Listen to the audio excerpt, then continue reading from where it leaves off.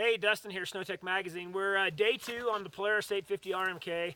Yesterday we just put a few braking miles. Today we actually got up in some higher elevation, some deeper snow. We wanted to see how the thing would perform in a wider variety of conditions. We rode in anything from about 24 inches up to about 4 feet of snow. There wasn't a lot of base, so we could really load the motor really hard and tell how it was going to respond, if it was going to hold RPM. The first thing we noticed was it's over clutched a little bit for this altitude. It came with, I think, 68 gram Polaris weights. It was really only wanting to pull about 881. You could drop to some Polaris 64s or 66s depending on the altitude, but what we chose to do was throw a set of starting line MagnaForce weights in it, and the main reason is because they're adjustable and we could really kind of play for the altitude and see what it was going to do.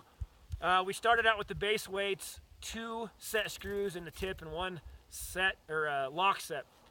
That worked really well up to about 8,500 feet, and then I started to kind of drop into that 8,100 range. So I took 2 grams out. All we have now is just the lock set, and I'm hitting 8,300 pretty much consistently all the way up to about 10,000 feet. Now we're sitting at about 80 miles on the sled, and it's still gaining RPM, so I think the motor's still freeing up a little bit, which is great.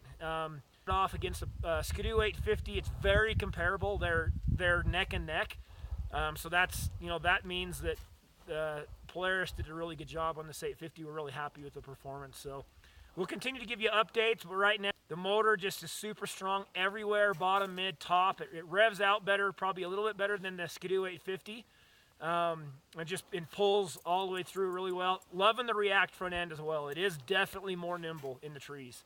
So if you guys have any questions, shoot them over to us. We'll answer what we can with the time we've got on the production Polaris 850, but so far we're super stoked.